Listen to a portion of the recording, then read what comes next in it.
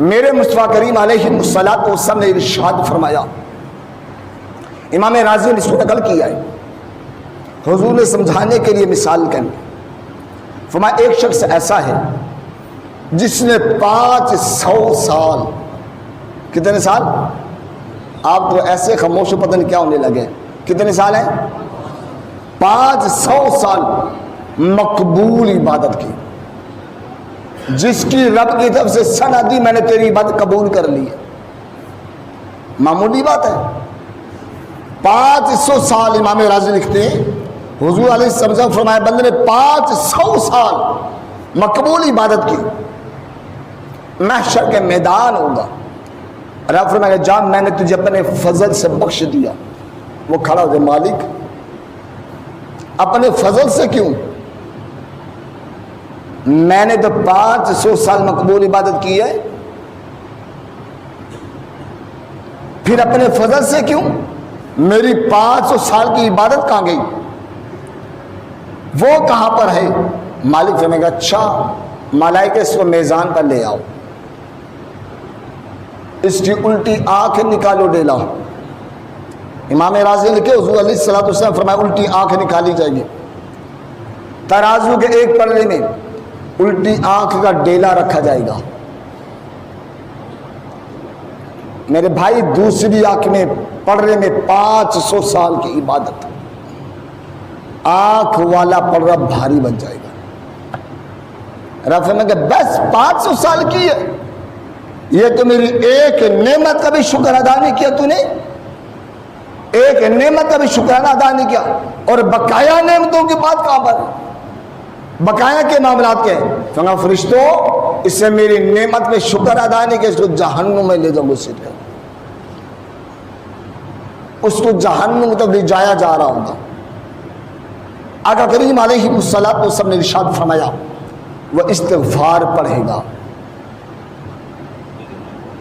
وہ استغفار کے کلمے ادا کرے گا، مالک بلائے گا کیا ہوا؟ مالک معاف کر دے، خطا کر بیٹھا ہوں معاف کر دے، کہ جاؤ اس کو جنت میں لے جو میں نے اپنے فضل سے بخش دیا ہے۔ ذرا سوچنا میں اور آپ نعمتوں کا کتنا شکر ادا کر رہے ہیں، میرا آپ کا معیار شکر کیا ہے؟ ہماری تو حالت یہ کہ جناب جب ہر چیز ہوتی ہے تو رب کی بارگاہ میں جانا بھی پسند نہیں کرتے۔ جوانوں کبھی غور کیا ہے؟ آج تو حالت ہماری یہ بن چکی ہے جب کوئی شخص کھڑا ہونا تو میں بھی کہوں جناب نماز بڑے آرام سے پڑھنی چاہیے،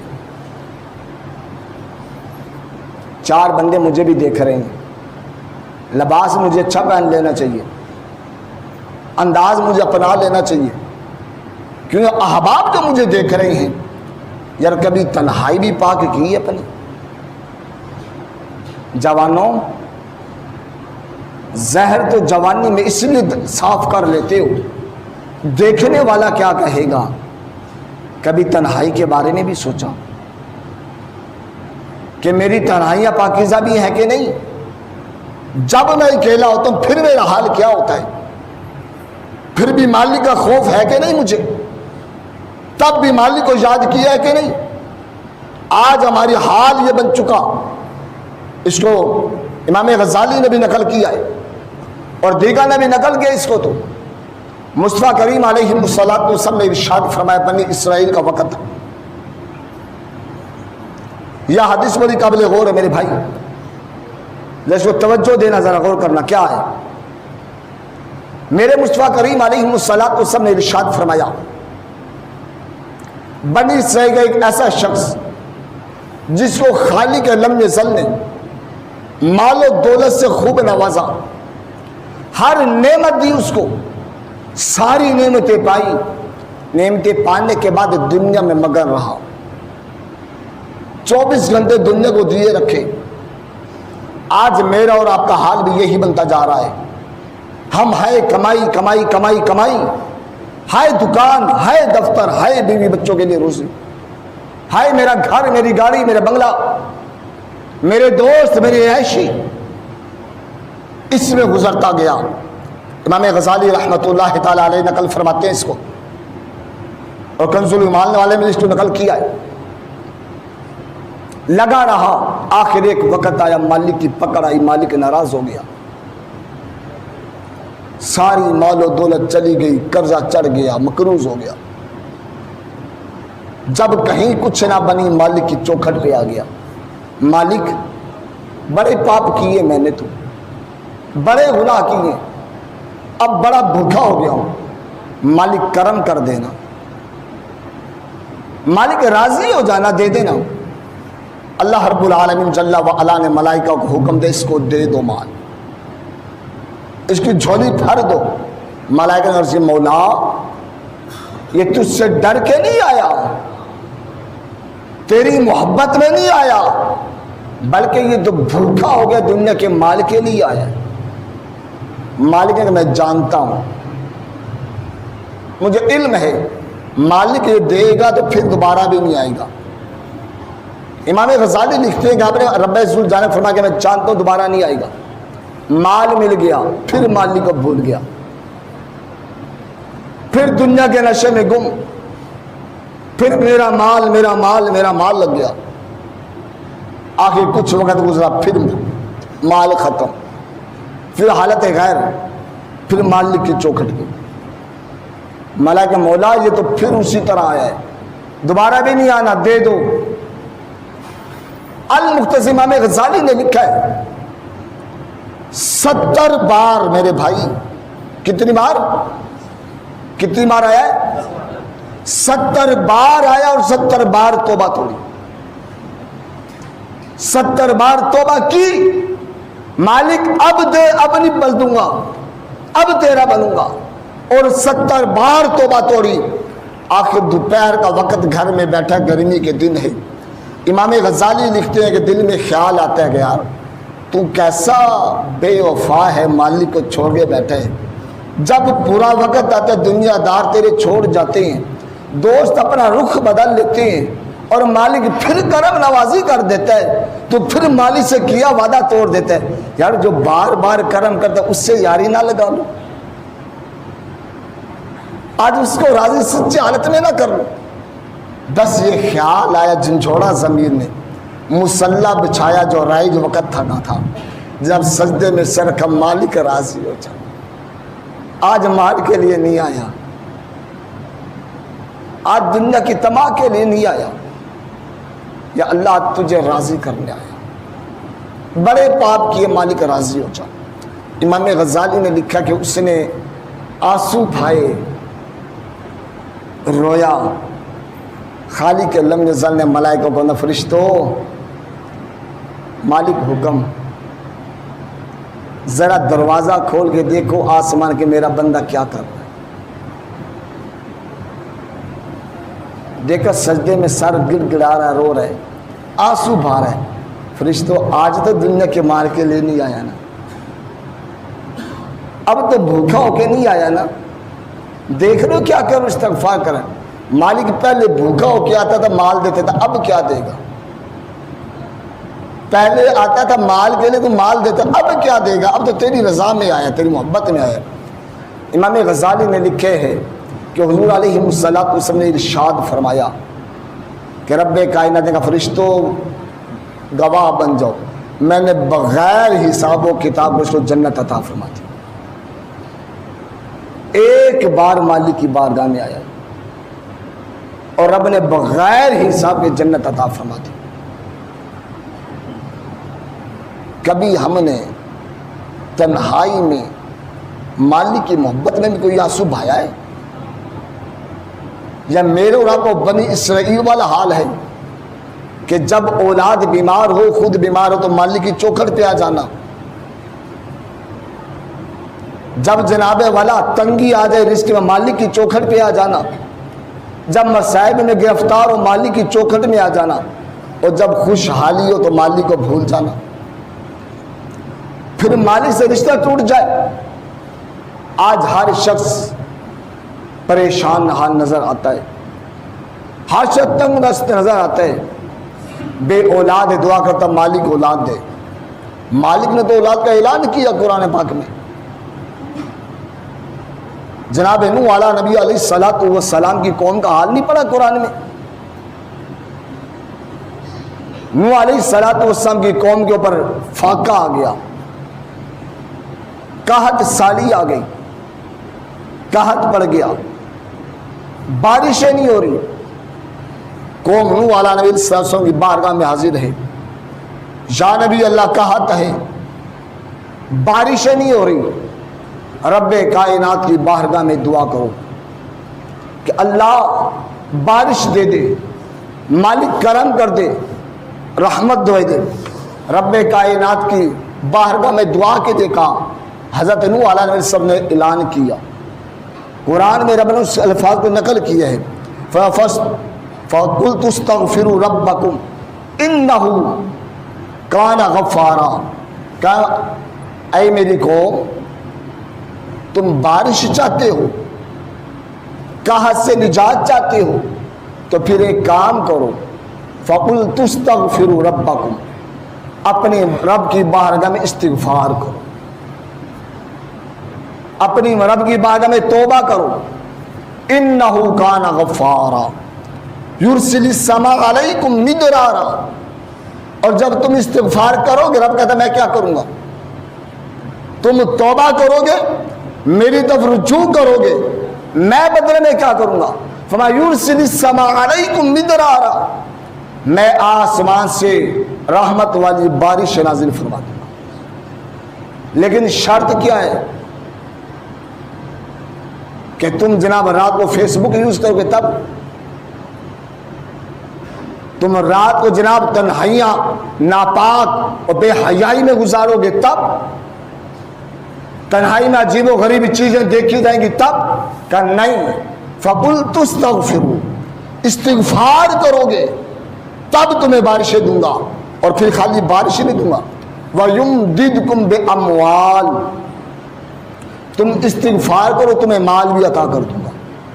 اور پھر مالک اکیلا مال فرمایا نہیں، وَبَنِينَ، تم استغفار کرو بارش کے ساتھ مال بھی دوں گا، وَبَنِينَ، بیٹے بھی دوں گا۔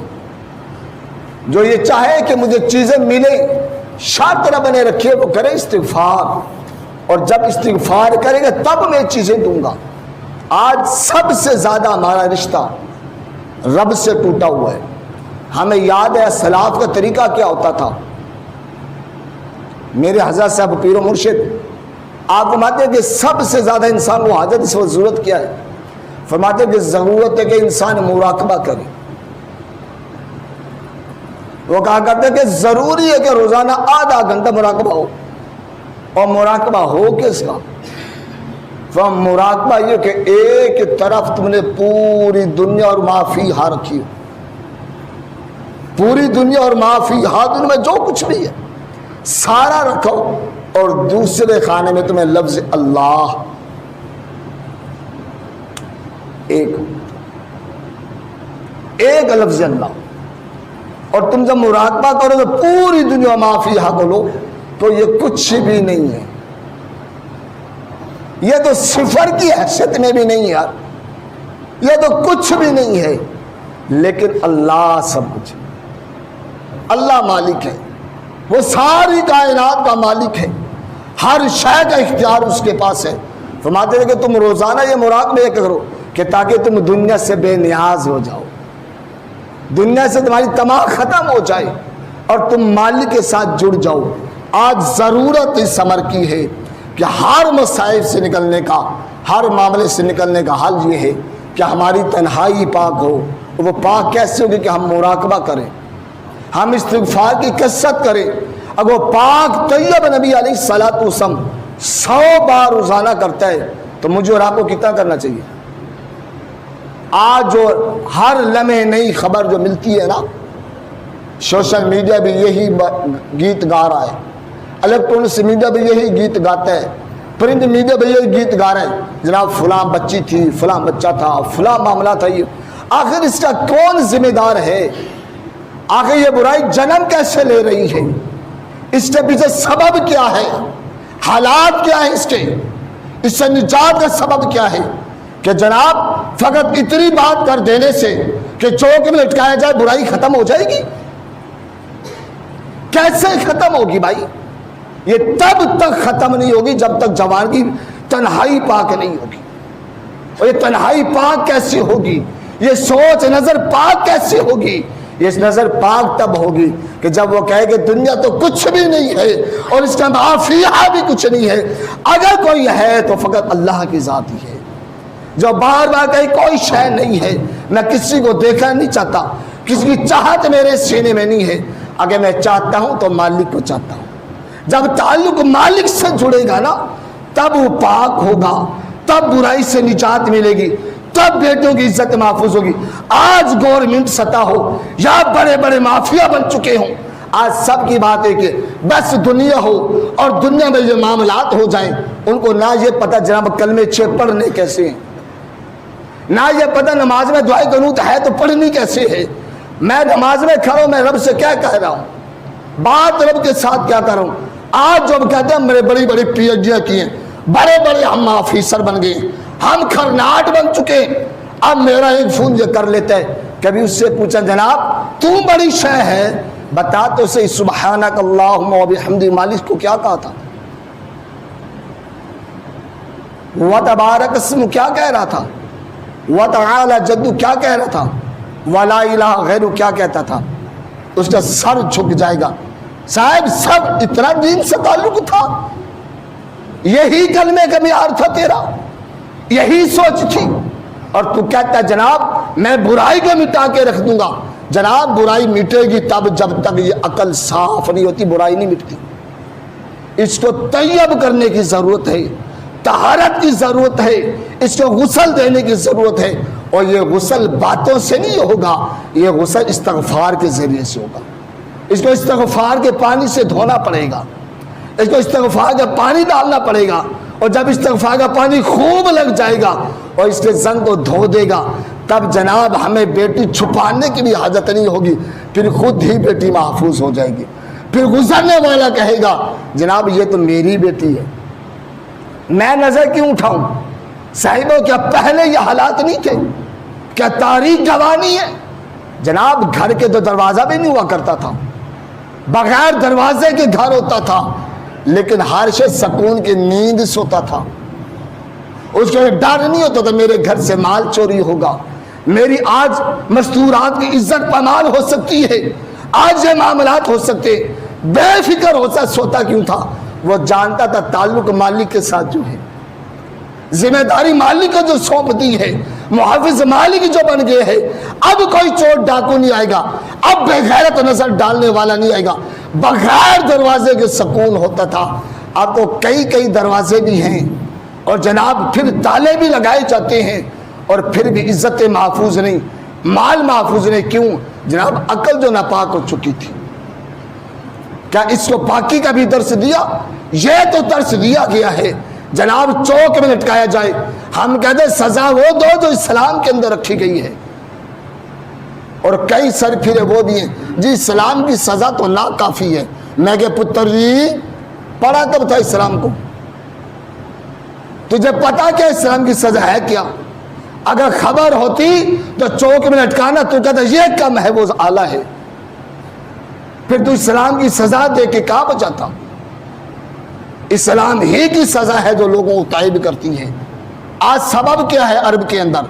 آپ جائیں نا اذان ہوتی حی علی الصلاح حی علی الفلاح، چاہے وہ نماز نہ بھی پڑھتا ہو، کیا دیکھتے نہیں ہو کہ دروازے دکان کا شٹر نہ بھی گرائے چھوڑ کے چلا جائے؟ مجھے یقین سے بتانا کہ کوئی چوری کے روز سبب بن جاتے ہیں. کیا اس کی دکان کو جناب کوئی رات کی تاریکی میں بھی لوٹ کے لے جاتا ہے؟ یہاں تو دن کی روشنی میں لوٹ جاتا ہے بندہ، گاڑ بیٹھ بیٹھو تب لوٹ جاتا ہے بندہ. وہاں دن نہیں رات کی تاریکی ہوتی ہے، دکان کا شٹر بھی اوپن ہوتا ہے، مال بھی پڑا ہوتا ہے، بندہ بھی نہیں بیٹھا ہوتا، لیکن کوئی قریب نہیں جاتا. کیوں؟ وہ جانتے ہیں یہاں اسلامی سزا دی جائے گی، ہاتھ کٹ جائے گا. اور جب ہاتھ کٹے گا ہر شخص پہچانے لے گا میں چور تھا، دنیا میں ذلیل و رسوا ہو جاؤں گا، میری اولاد منہ دکھانے کے قابل نہیں رہے گی، میرا خاندان رسوا ہو جائے گا، علاقہ بدر ہونا پڑے گا. اس سبب کے مارے، وہ خوف کے مارے اس طرف ہاتھ نہیں بڑھاتا۔ اگر آج یہی نظام پاکستان میں ہوتا اور زانی کو سزا اسلامی دی جاتی ہوتی تو وہ بھی کہتا میرا خاندان، میرے معاملات، میرے بیوی بچے، ان کا کیا بنے گا؟ جناب چوک میں نہیں، میں کہتا ہوں تم استغفار کے پانی سے اس کی سوچوں کو دھو کیوں نہیں ڈالتے ہو؟ اس کے دل کو استغفار کے پانی سے طیب کر کیوں نہیں دیتے ہو؟ تم کر کے تو دیکھو پھر حال کیا ہوتا ہے۔ پھر عرش کا مالک جو ہے نا، تم بغیر دروازے کے رہو پھر بھی اس کی حفاظت فرمائے گا۔ اللہ رب العالمین پاکستان کی حفاظت فرمائے اور عوام پاکستان کو اللہ ان کی عزتوں کی، مالوں کی حفاظت فرمائے۔